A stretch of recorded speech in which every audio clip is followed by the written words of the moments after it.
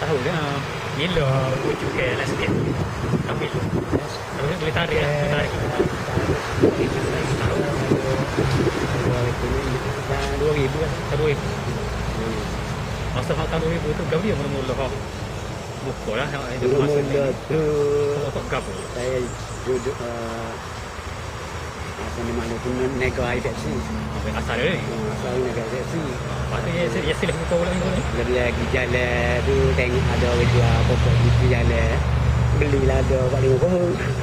Jalan mana tu? Masa dia jual air Pepsi tu. Di Jalan kat sana merah mana. Rasa lagi guna saya. tinjau lah. Pembukaan sesuatu nursery berdasarkan kepada minat terhadap pokok yang tumbuh subur dan merimbun, apatah lagi ia turut memberikan pulangan yang agak lumayan kepada pengusahanya yang menyebabkan ramai di kalangan pemitra menceburi bidang tersebut menyaingi kaum-kaum yang lain. Ini kerana apabila dikatakan nursery, tentunya di dalamnya terdapat taman yang mengandungi pelbagai jenis pokok yang disusun indah seperti pokok herba, hiasan dan pokok bunga.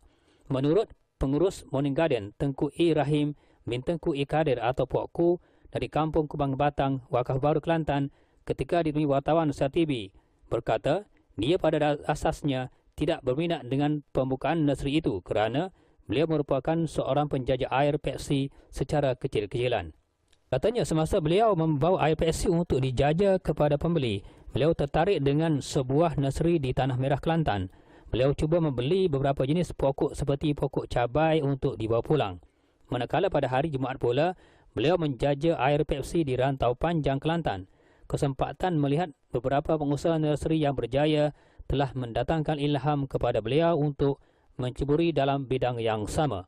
Bertolak dari situlah, beliau berhenti menjajah air Pepsi apabila berjaya membuka nursery walaupun secara kecil-kecilan.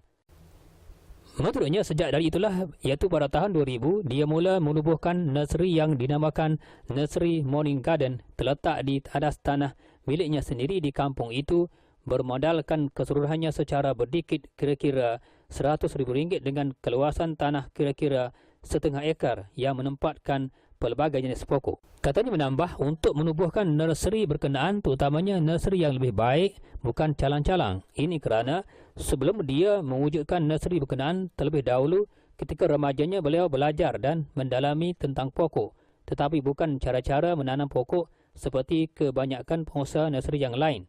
Sebaliknya, dia belajar bagaimana cara dan kaedah mengahwinkan pokok, cantuman dan tut pokok itu supaya tumbesaran pokok lebih sempurna dan kelihatan menarik di negara jiran, Thailand.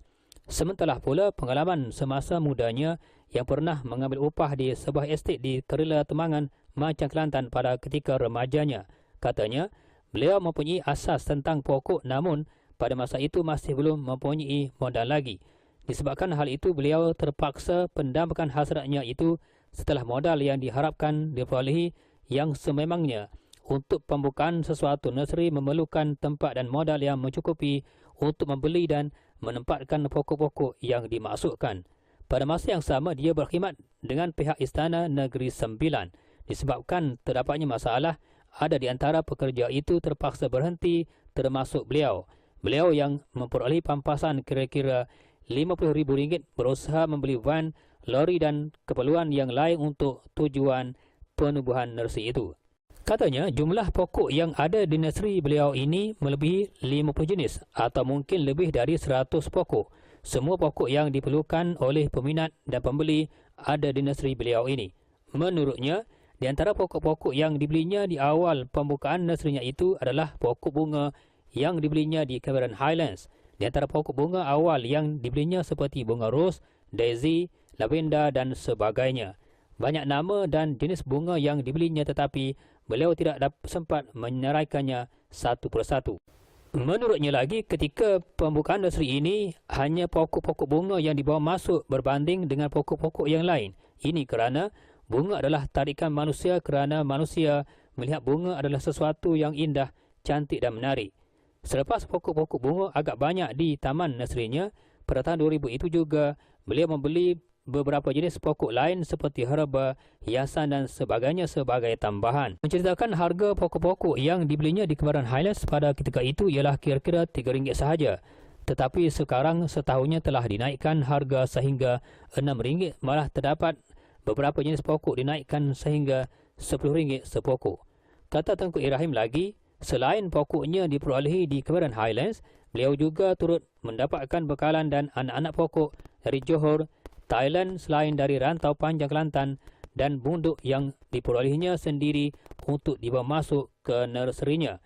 Di antara pokok-pokok buah-buahan yang lazim dijualnya seperti pokok rambutan, durian, mangga, anggur, kelapa seperti kelapa pandan, berangan, mawar, jeli dan banyak lagi. Manakala pokok puding seperti angsa, mayang, mengurai, katak dan kura-kura. Pokok hiasan pula seperti pokok kapet yang mempunyai ramai peminatnya tersendiri. Jika pembeli memperolehnya dalam jumlah yang sedikit, dijual dengan harga RM4. Tetapi jika dibeli dalam jumlah yang banyak, dijualnya dengan harga RM3. Sementara pokok herba pula terdiri dari emas cotek, tongkat ali, misai kucing, belalai gajah dan pokok ajaib. Katanya, beliau memperolehi pokok-pokok herba berkenaan di tempat-tempat itu dengan harga RM2.50 dan dijual dengan harga RM5. Walau bagaimanapun menurutnya, jualan pokok herba agak kurang diminati pembeli di kampung itu berikutan terdapat di kalangan masyarakat yang masih tidak mempercayai khasiat herba itu. Tetapi pembeli yang paling ramai adalah di kalangan pengamal rawatan tradisional dan pembuat minyak urut. Di antara pokok herba yang paling laris adalah pokok ajaib. Katanya menambah, sambutan pembeli terhadap pokok-pokok yang ada di nursery beliau setakat ini agak merangsangkan. Walau bagaimanapun, beliau amat jarang menjual pokok-pokok di nursery beliau ini. Beliau terlebih menumpukan jualan pokok-pokok ini di pasar pagi. Misalnya hari Sabtu ke Bacok, Ahad ke Geting Tumpat, Khamis ke Jeli Kelantan dan Jumaat ke Kuala Balah Jeli Kelantan. Walau bagaimanapun, lazimnya pokok-pokok berkenaan dijual di nurserynya apabila pokok-pokok yang ditempahnya tiba di nurserynya pada hari Rabu. Ketika itu memang agak ramai pembeli yang sedang menunggu di laman nurserynya, apatah lagi yang tiba itu adalah pokok-pokok baharu yang masih segar. Bukan itu sahaja, pemborong pokok juga tidak ketinggalan membeli dalam jumlah yang banyak di nurserynya pada hari itu. Menurutnya, nursery beliau juga turut menjual baja untuk keperluan pokok. Cuma beliau tidak mengkhususkan jualan pasu disebabkan bekalan pasu sukar diperolehi. Tentang baja berkenaan, Tengku Ibrahim menjelaskan banyak baja yang digunakan berdasarkan kepada kategori pokok-pokok. Misalnya jenis baja seperti Rainbow dan baja K. Katanya fungsi baja itu adalah untuk anak pokok, subur, akar, daun dan buah. Dari segi warna baja memang berbeza. Misalnya baja daun warna hijau, bunga warna merah, buah warna biru, baja single satu warna sahaja. Baja juga boleh dicampurkan dalam kategori tertentu seperti baja 3 dalam 1. Menurutnya, baja dalam paket dijualnya dengan harga RM5, manakala baja organik, yakni baja timbang, dijual dengan harga RM2 sahaja. Baja organik ini amat sesuai untuk semua jenis pokok. Sementara tentang penggunaan pasir pula, kadang-kadang pasir diperlukan hanya 1/3 sahaja yang bertindak untuk mengalirkan air yang bimbang bertakung dalam pasu. Tetapi kalau guna sabut sahaja adalah lebih baik lagi sebab di bahagian atas memang kering, bahagian bawah adalah basah sesuai untuk pokok. Katanya menambah, di antara penggunaan pasir, tanah dan sabut, pokok bunga amat sesuai menggunakan tanah dan sabut kerana ia membantu perpuluhan air tetapi tidak menakung air. Ditanya tentang pembukaan nursery dan pewujudan laman web di internet sebagai media paling baik untuk mempromosi nursery yang dikembangkannya itu, dia tidak begitu berminat dengan penggunaan teknologi itu yang dianggapnya rumit berbanding jualan pokok secara terus kepada pembeli. Membicarakan tentang pembeli pula, dia tidak dapat memberikan anggarannya. Namun daripada pemerhatiannya, kaum lelaki dan wanita mempunyai minat yang hampir sama terhadap pokok yang pernah datang ke nurserynya. Misalnya bagi lelaki minat terhadap pokok bonsai, Walaupun harganya beratus ringgit, mereka sanggup membelinya walaupun dianggap mahal. Sementara wanita pula gemarkan kepada pokok hiasan dan pokok bunga-bungaan.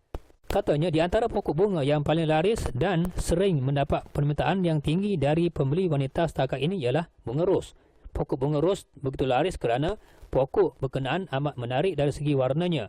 Sementara pula jenis bunga ros yang baharu mempunyai banyak warna seperti kuning, putih, purple, pink dan merah. Katanya sementara pengalaman beliau ketika menjual di kawasan Jeli, Kelantan, beliau pernah membawa 100 jenis pokok. Semuanya habis dibeli. Ditanya tentang susunan pokok-pokok untuk ditempatkan di nurserynya setelah pokok-pokok terbabit tiba. Dia akan melihat keadaan tempat itu untuk menyusun bunga mana yang paling sesuai di kawasan itu bagi menarik minat pembeli. Misalnya terdapat jenis bunga yang perlukan landscape batu. Bunga ros pula perlukan tempat yang agak teduh. Sementara bunga-bunga yang lain boleh diletakkan di tempat yang paling panas kerana bunga-bunga berkenaan tahan kepada cuaca panas.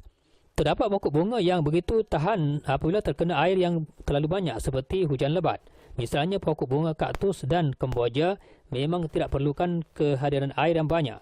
Kalau tidak, pokok bunga ini akan mati. Seperti musim panas dan kemarau, pokok bunga ini sesuai dan tahan dengan cuaca seperti itu. Jadi, jika hujan turun, dia akan mengalihkan pokok bunga kaktus dan kemboja ke tempat yang agak teduh dan bebas dari hujan.